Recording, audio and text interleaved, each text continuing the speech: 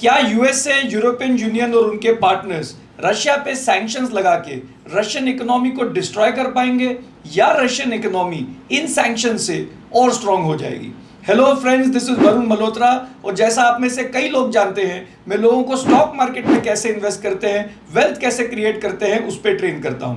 पर इन दो वीडियोस में हम बात करेंगे कि रशिया पे लगे सैंक्शंस या सैंक्शंस इन जनरल के पीछे की इकोनॉमिक्स क्या होती है, और ये भी पता करेंगे कि वो ऐसी कौन सी कंट्री है जो शायद चाहती है कि सैंक्शंस सक्सेसफुली इंप्लीमेंट हो जाए और उससे उनकी इकोनॉमी को क्या फायदा हो सकता है। तो रशिया के यूक्रेन पे अटैक करने के बाद यूएसए और उनके पार्टनर्स रशिया को पनिश करना चाहते हैं। अब एक तरीका रशिया को पनिश करने का यह हो सकता है कि ये सब कंट्रीज मिलके रशिया पे मिलिट्री अटैक कर दें, जैसा यूएसए ने अफगानिस्तान पे या इराक पे किया था। पर आई थिंक इस केस में ये सब समझ रहे हैं कि उस प्रोसेस में दोनों ही साइड्स को बहुत ज़्यादा नुकसान हो सकता है, क्योंकि रशिया भी एक न्यूक्लियर पावर है। तो मिलिट्री फोर्स यूज करने का तरीका अभी के लिए काफ़ी डिफिकल्ट लगता है। इसीलिए इन सारी कंट्रीज ने शायद मिलके ये डिसाइड किया है कि रशिया को वीक करने का दूसरा तरीका है कि वो रशियन इकोनॉमी को डिस्ट्रॉय कर दे।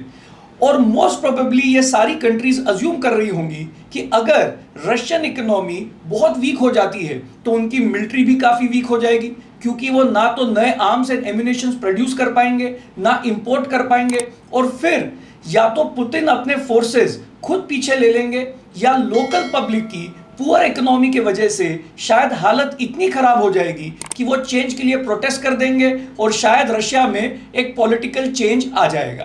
अब किसी भी एक कंट्री की इकोनॉमी को डिस्ट्रॉय कैसे किया जा सकता है? तो उसका आंसर है उनकी जीडीपी को गिरा के।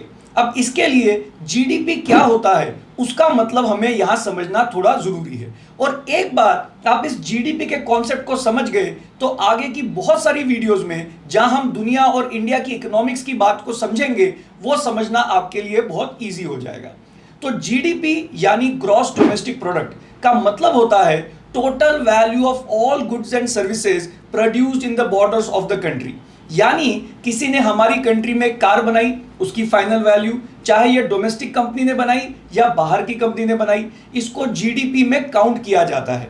किसी ने खाना बनाया और उसको मार्केट में बेचा तो उसकी फाइनल वैल्यू, किसी ने कोई कोर्स बनाया यानी एक सर्विस प्रोवाइड करी और मार्केट में बेचा तो उसकी वैल्यू। ऐसे हर चीज की कंट्री में जो भी प्रोड्यूस हुआ उसकी वैल्यू ऐड की जाती है और यह बोला जाता है कि यह हमारी कंट्री की जीडीपी है। अब समझते हैं कि अगर रशिया की जीडीपी गिर गई तो उसका उन पे क्या इंपैक्ट होगा। जीडीपी गिरने का मतलब है कि कंट्री कम प्रोड्यूस करेगी, चाहे जो प्रोड्यूस किया वो एक्सपोर्ट होने वाला हो या कंट्री में कंज्यूम होने वाला हो।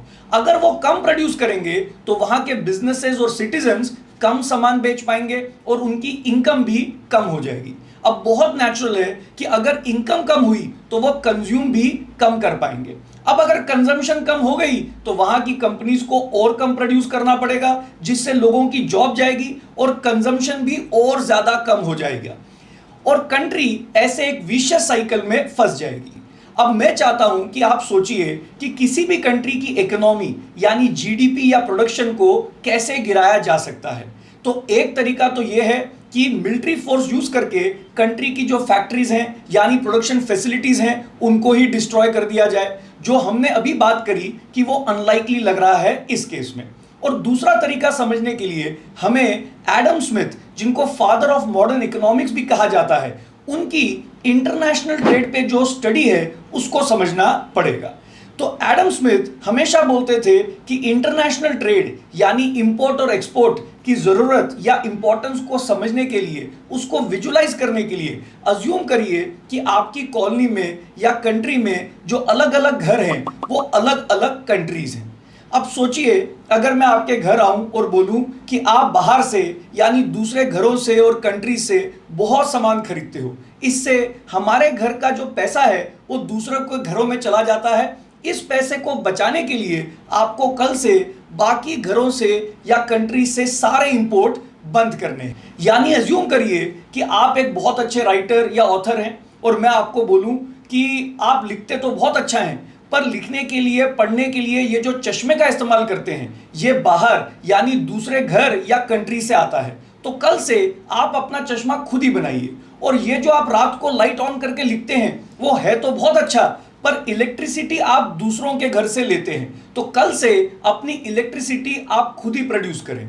और कल से जो आप बाहर से सब्जी लाते हैं वो भी बंद, और अब आप ये सब खुद ही उगाइए। तो आप बहुत लॉजिकल आंसर देंगे कि मेरे पास लिमिटेड रिसोर्सेज हैं, स्किल्ड मैन आवर्स की भी कुछ लिमिटेशंस हैं, और ये सब अगर मैं खुद ही करता रह गया तो मेरा आउटपुट बहुत कम हो जाएगा, मैं अच्छी किताबें नहीं लिख पाऊंगा, और उससे मेरी जो इनकम होती थी वो भी बहुत कम हो जाएगी।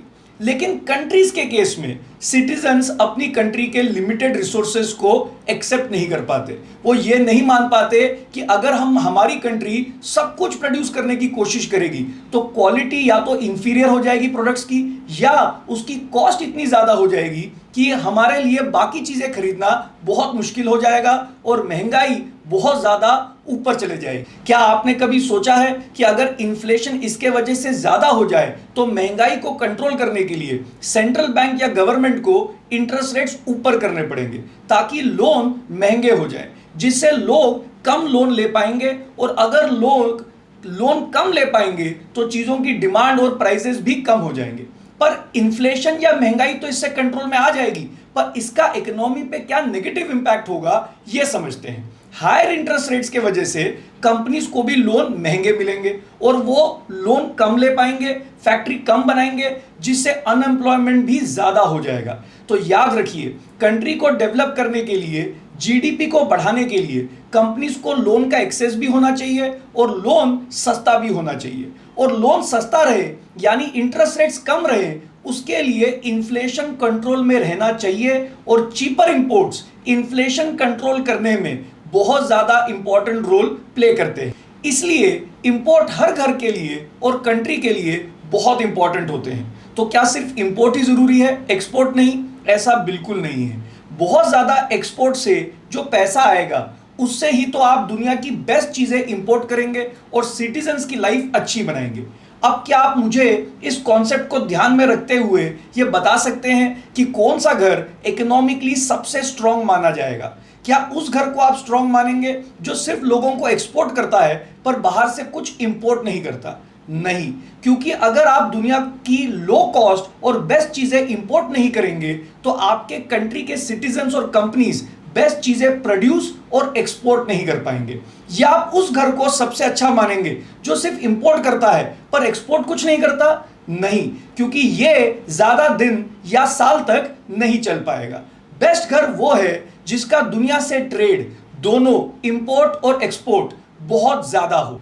तो अब मैं आपको दिखाता हूं कि दुनिया के सबसे इंपॉर्टेंट घर या कंट्रीज कौन सी हैं जिनसे कोई भी अपना ट्रेड रिलेशन खराब नहीं करना चाहेगा। सबसे ज्यादा एक्सपोर्ट करने वाली कंट्रीज में नंबर 1, जैसे आपको पता ही होगा, है चाइना। वो हर साल दुनिया को $3 ट्रिलियन का सामान एक्सपोर्ट करता है। यूएसए $1.7 ट्रिलियन के गुड्स एंड सर्विसेज एक्सपोर्ट करता है। अब आपको शायद सुन के लगेगा चाइना इतना आगे हो गया, अमेरिका से भी आगे, तो मुझे लगता है ऐसा नहीं है।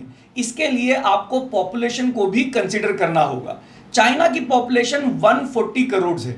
ये 140 करोड़ लोग मिलके $3 ट्रिलियन के गुड्स एंड सर्विसेज एक्सपोर्ट कर पाते हैं, और यूएसए के सिर्फ 38 करोड़ लोग ही $1.7 ट्रिलियन का सामान एक्सपोर्ट कर देते हैं। और यूएसए और चाइना तो कुछ भी नहीं। आपको सुन के शायद हैरानी होगी, हांगकांग जिसकी पॉपुलेशन 1 करोड़ भी नहीं है, सिर्फ इतने से लोग ही अप्रोक्सीमेटली $700 बिलियन का एक्सपोर्ट कर देते हैं। और ताइवान जिसकी पॉपुलेशन 2.3 करोड़ है, वो भी $450 बिलियन का एक्सपोर्ट कर देता है। तो आपको समझ पड़ गया होगा कि चाइना इन दोनों कंट्रीज को अपने अंडर क्यों करना चाहता है। पर हांगकांग और ताइवान की रियल सक्सेस को समझने के लिए हम कुछ और नंबर्स को भी देख सकते हैं। जैसे इंडिया के 130 करोड़ लोग अभी भी सिर्फ $420 बिलियन का ही एक्सपोर्ट कर पाते हैं। पर इस डेटा से डिसअपॉइंट मत होइए। याद रखिए, इंडिया ने इंटरनेशनल ट्रेड में ज्यादा पार्टिसिपेट 1991 के लिबरलाइजेशन के बाद ही किया है। 1991 में हमारा एक्सपोर्ट था सिर्फ $18 बिलियन, 2001 में बढ़ के हो गया $43 बिलियन, और 2011 में एक्सपोर्ट जो हमने किया उसकी वैल्यू थी $301 बिलियन, और आज 2021 का डेटा कहता है कि हमने एक साल में $420 बिलियन का एक्सपोर्ट किया है। इंडिया की सक्सेस समझने के लिए एक बार ग्लोबल डेटा देखते हैं। 1990 में ग्लोबल एक्सपोर्ट्स यानी पूरी दुनिया के एक्सपोर्ट्स की वैल्यू थी $3.5 ट्रिलियन, जो अब है $18 ट्रिलियन। मतलब 30 इयर्स में सारी दुनिया के एक्सपोर्ट्स सिर्फ 6 टाइम्स बढ़े हैं, और इसी पीरियड में इंडिया के एक्सपोर्ट्स 24 टाइम्स बढ़ गए हैं। यानी अब हम दुनिया के साथ कैचअप करते जा रहे हैं।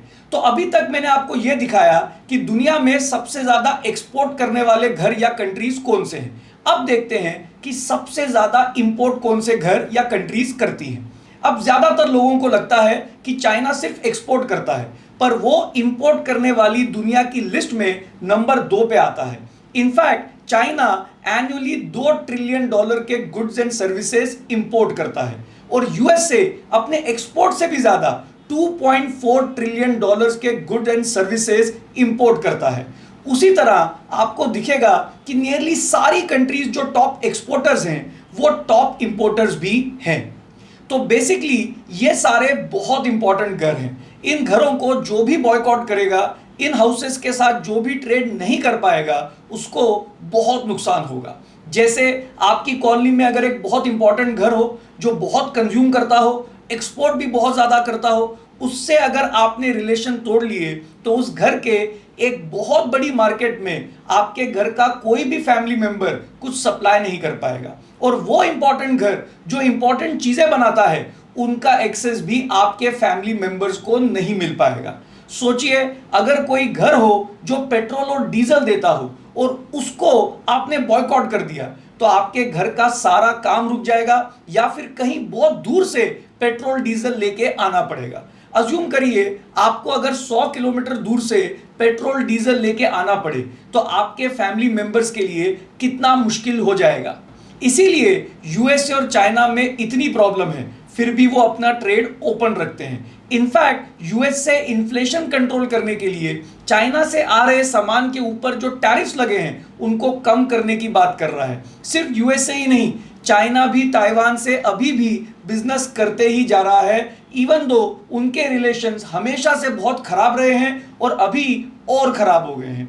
तो आपको ये बहुत इंटरेस्टिंग न्यूज़ लगनी चाहिए कि अभी ताइवान में जो यूएसए की बहुत सीनियर पॉलिटिशियन ने विजिट किया, उसके बाद चाइना और ताइवान के रिलेशन और ज़्यादा खराब हो गए हैं, और चाइना ने उसके रिटेलिएशन में अनाउंस किया कि हम ताइवान से आने वाले citrus, fish and other food items पे बैन लगा रहे हैं। अब ये सुन के आपको लगेगा कि वाह, चाइना ने क्या एक्शन लिया है और क्या जवाब दिया है। और अगर चाइना को अपनी पब्लिक को खुश करना हो तो वो ऐसे आर्टिकल्स दिखाती है कि उन्होंने ताइवान से आने वाले 2000 फूड आइटम्स पे बैन लगा दिया है। पर अगर आप डेटा को ध्यान से देखें तो आपको पता लगेगा कि ये प्रोडक्ट्स ताइवान से होने वाले टोटल एक्सपोर्ट्स का सिर्फ 0.2% है। तो चाइना के टोटल इंपोर्ट्स में तो ये नियरली 0 ही है। चाइना कितना हेल्पलेस फील करता है ताइवान के साथ, उसका मैं आपके साथ कुछ डेटा शेयर करना चाहता हूं। ताइवान चाइना को हर साल $125 बिलियन का सामान एक्सपोर्ट करता है, और ताइवान के total exports to the world हैं $450 बिलियन। यानी ये देख के लगता है कि ताइवान चाइना पे कितना ज़्यादा डिपेंडेंट है। और आप में से कई लोगों को लग सकता है कि अगर चाइना ताइवान से इंपोर्ट बंद कर दे, चाइनीज लोग अगर ताइवान से आने वाली चीज़ों को बॉयकॉट कर दें, तो ताइवान की हालत कितनी खराब हो जाए। पर इंटरनेशनल ट्रेड ऐसे काम नहीं करता। पहले हमें यह पता होना चाहिए कि चाइना दुनिया को एक्सपोर्ट क्या करता है। तो सबसे ज़्यादा चाइना जो एक्सपोर्ट करता है, जैसा आप सब जानते ही होंगे, वो है इलेक्ट्रिकल मशीनरी एंड इक्विपमेंट्स, जैसे मोबाइल एंड कंप्यूटर, जो उनके $3 ट्रिलियन के एक्सपोर्ट्स का नियरली 40% है।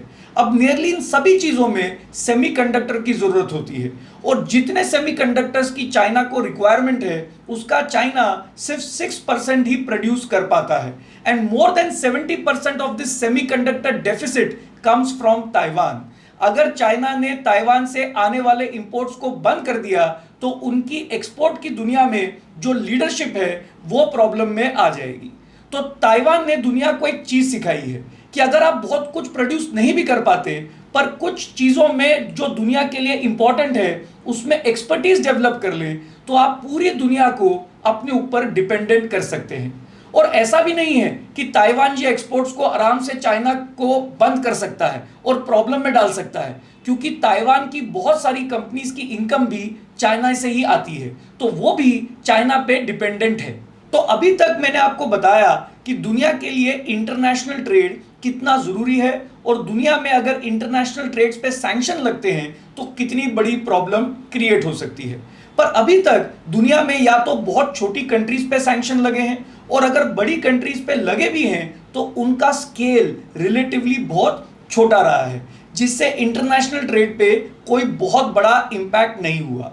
शायद मॉडर्न इकोनॉमिक्स में यह पहली बार हुआ है जब इतने बड़े स्केल पे एक ऐसी कंट्री पे सैंक्शंस लग रहे हैं जो इंटरनेशनल ट्रेड में बहुत ज्यादा कंट्रीब्यूट करती है।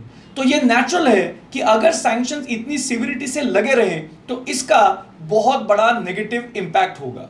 पर इंटरेस्टिंग ये है कि अगर आप रशियन साइड के आर्टिकल्स पढ़ें तो वो दिखा रहे हैं कि उनको सैंक्शन से कोई ज्यादा प्रॉब्लम नहीं हो रही, उल्टा उनकी तो करेंसी और स्ट्रांग हो रही है, और वो बड़े आराम से इन सैंक्शंस के इंपैक्ट को एब्जॉर्ब कर लेंगे। और अमेरिकन साइड के आर्टिकल्स बता रहे हैं कि वो कैसे इन सैंक्शन से रशियन इकोनॉमी को डिस्ट्रॉय कर रहे हैं। तो नेक्स्ट वीडियो में हम समझेंगे कि कौन सी साइड आपसे क्या डेटा छुपा रही है, और वो शायद वो कौन सी ऐसी कंट्री है जिसके लिए सैंक्शंस को सक्सेसफुली इंप्लीमेंट कराना इकोनॉमिकली बहुत बेनिफिशियल हो सकता है। तो मिलते हैं नेक्स्ट वीक फ्राइडे शाम को 8 बजे। और प्लीज अगर आपके कोई भी क्वेश्चंस हो तो नीचे कमेंट सेक्शन में उनको जरूर पोस्ट करें। मैं पूरी कोशिश करूंगा कि मैं उन क्वेश्चंस को आंसर कर सकूं।